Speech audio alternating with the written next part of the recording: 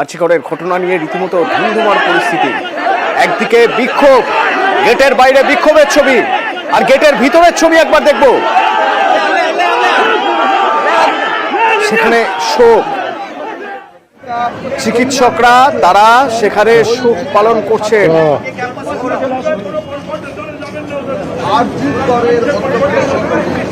আমার সঙ্গে এখান থেকে রয়েছেন প্রতিনিধি অভিজিৎ, সরাসরি অভিজিতের সঙ্গে একবার কথা বলবো। অভিজিৎ, সকাল থেকে নানা রকম ছবি আমরা দেখেছি, কোথাও রোষ, কোথাও ক্ষোভ, কোথাও প্রতিবাদ, এবং তারপরে এই শোকের ছবি, একদম যেখানে সব চিকিৎসকরা জয়েন্টস ফোরাম, সেই ফোরাম একসঙ্গে এসে তারা এই ঘটনার নিন্দা করছেন। কেমন এই ছবিটা, তুমি কি দেখতে পাচ্ছ?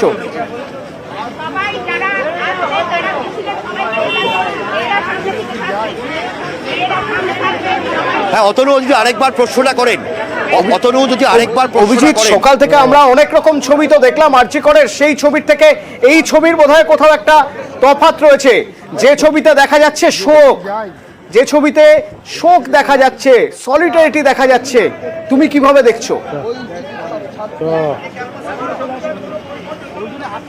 ঠিকই, একদম যেভাবে এই আরজিকর মেডিকেল কলেজ হাসপাতালের প্রাক্তনীরা যেমন আছেন, তেমনভাবেই এই মিছিলে কলকাতা এবং তার পার্শ্ববর্তী অঞ্চলের সরকারি বেসরকারি হাসপাতালের চিকিৎসকরা যেমন আছেন, তেমনভাবেই যারা ব্যক্তিগতভাবে চিকিৎসা করেন তারাও রয়েছেন, এবং সেই ছবি দেখতে পাচ্ছেন।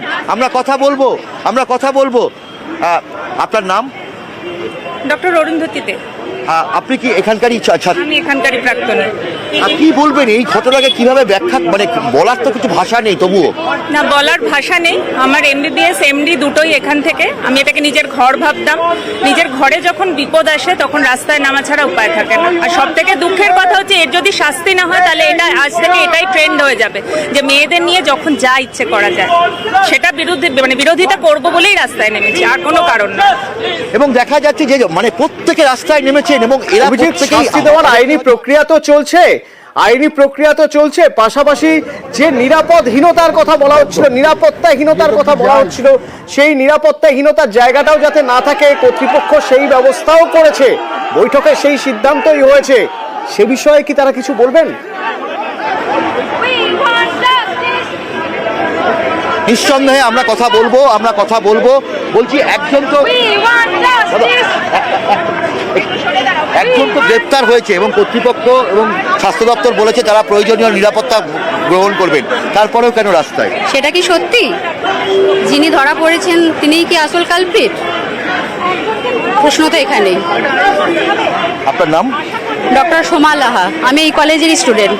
এবং অতনু দেখতে পাচ্ছেন যে একের পর এক মানে এই যে চিকিৎসকরা তারা রাস্তায় নেমেছেন, এবং তারা প্রত্যেকেই যেটা বলছেন যে তারা আদৌ খুশি নন, এবং এই যে এবং আমি আরো কথা বলবো আরো বেশ কয়েকজনের সঙ্গে। ম্যাডাম, হ্যাঁ, আমরা কথা বলবো। আপনার ডক্টর গৌতম মুখার্জি, ডক্টর মুখোপাধ্যায়, একজন তো গ্রেপ্তার হয়েছে, এবং হয়তো আমাদের একজন গ্রেপ্তার কি তা নয়, আমরা চাইছি পুরো ঘটনাটাকে এক্সপোজ করুক, সরকার থেকে বিবৃতি দিক, প্রিন্সিপাল বিবৃতি দিক। আমাদের সন্দেহ আছে এটা একজনে হয়নি, এই রেপ একজনে হয়নি, 3 থেকে 4 জন মিনিমাম ছিল। এটা গ্যাং রেপ, একে হাত সাফ করা যাবে না কোনোভাবেই, পরিষ্কার। এবং দেখা যাচ্ছে যে এখানে চিকিৎসকরা হাঁটছেন, এবং হাসপাতালের সিনিয়র চিকিৎসকরা, হাসপাতালের সিনিয়র চিকিৎসকরা, তারা হাসপাতালের প্রাক্তনীরা, তারা এখানে হাঁটছেন, এবং প্রত্যেকেরই একটা বক্তব্য যে নিরাপত্তার অভাব বোধ করছেন। প্রত্যেকেই বলছেন নিরাপত্তার অভাব বোধ করছেন। এইভাবে হাসপাতালে চিকিৎসা করা সম্ভব নয়। হাসপাতালের সিনিয়র চিকিৎসকরা শুধু আরজিকর নয়, এনআরএস, কলকাতা মেডিকেল কলেজ থেকে এসএসকেএম অর্থাৎ পিজি হাসপাতাল, প্রত্যেকটি হাসপাতালের চিকিৎসকরা রয়েছেন। বিভিন্ন প্রাইভেট হাসপাতাল, নার্সিংহোমের চিকিৎসকরা তারা রাস্তায় নেমেছেন। তাদের বক্তব্য নিরাপত্তা বিঘ্নিত হচ্ছে, এবং এই নিরাপত্তা বিঘ্নিত হওয়ার কারণেই তারা আজ রাস্তায় নামতে বাধ্য হয়েছেন। সিনিয়র চিকিৎসকরা তো রয়েছেন, সিনিয়র চিকিৎসকরা তারা রাস্তায় নেমেছেন, হাতে প্ল্যাকার্ড নিয়ে জাস্টিস চাইছেন তারা।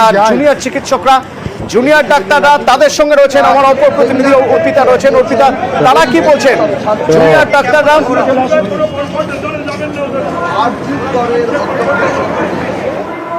দেখো, তোমাকে এই মুহূর্তে ছবিটা দেখাই যেখানে এই অবস্থান বিক্ষোভ যেখানে চলছে আরজি করের একেবারে যে মেন যে এন্ট্রেন্স, সেখানে কিন্তু এখনো অব্দি অবস্থান বিক্ষোভ এখানে চলছে এবং তাদের যেটা বক্তব্য সামগ্রিকভাবে যে তাদের কাছে এরকম সমস্ত দাবি যে মেনে নেওয়া এবং তার যে ইমপ্লিকেশন তার কোনো বার্তা কিন্তু দেওয়া হয়নি। তার ফলে তারা এখনো অব্দি অবস্থান বিক্ষোভ তারা চালাবেন। যতক্ষণ না তাদের দাবি দেওয়া মেনে নেওয়া হবে ততক্ষণ অব্দি কিন্তু অবস্থান বিক্ষোভ তারা চালাবে। কারণ তাদের যে নিরাপত্তা, সেই নিরাপত্তা নিয়ে কিন্তু তারা প্রশ্ন তুলছেন।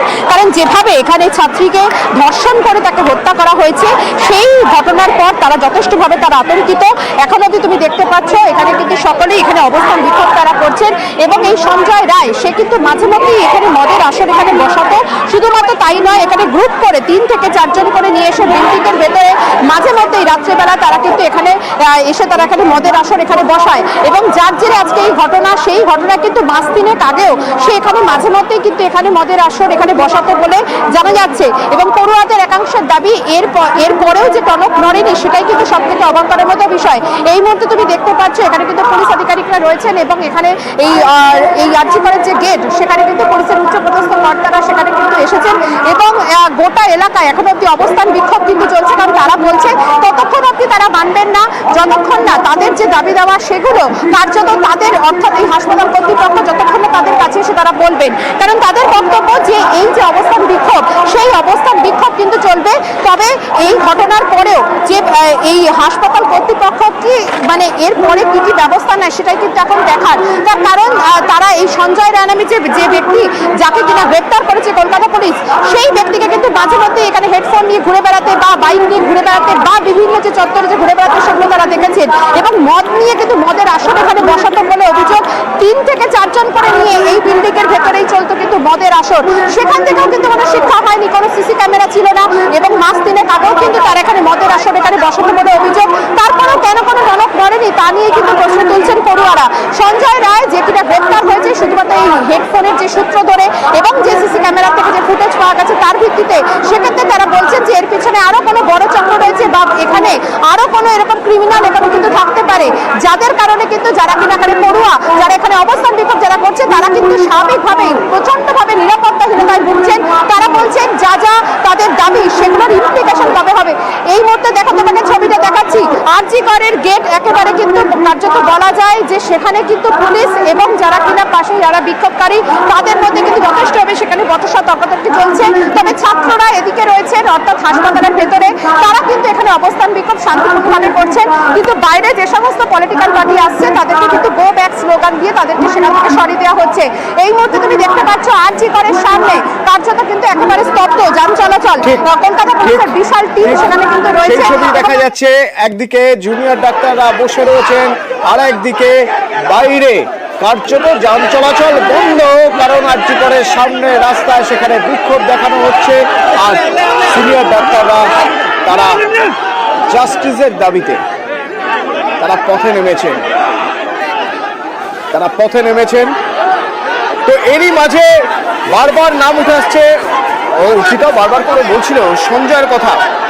সঞ্জয় কে? এই সঞ্জয়, এই বিক্ষোভের ছবির পাশাপাশি চট করে একবার আপনারা দেখিয়ে রাখি, কে এই সঞ্জয় যার আরজি করে অবাধ যাতায়াত ছিল।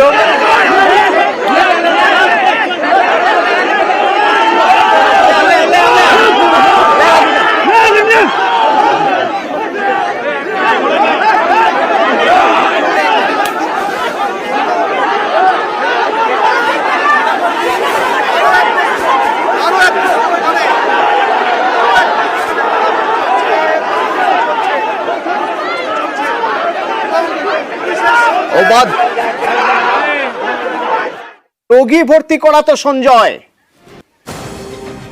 সিসি ক্যামেরার ফুটেজ ধরে এই সঞ্জয়কে গ্রেপ্তার করা সম্ভব হয়েছে। কখন ঘটনা ঘটেছিল ভোর 3টে থেকে সকাল 6টার মধ্যে। সেমিনার হলের ভিতরে কোনো ক্লোজ সার্কিট ক্যামেরা ছিল না, কিন্তু চেস্ট মেডিসিন ডিপার্টমেন্টের ক্যামেরার ফুটেজে 4 জনকে দেখা যায়। তাদের মধ্যে 3 জনকে ডেকে পাঠানো হয়েছিল ডিপার্টমেন্ট থেকে, জানা গিয়েছে। আর একজনই বাকি থেকে যায়, সে হলো সঞ্জয় রায়। এবার তার মোবাইল টাওয়ার লোকেট করায় তাকে দেখা যায় এমার্জেন্সিতে।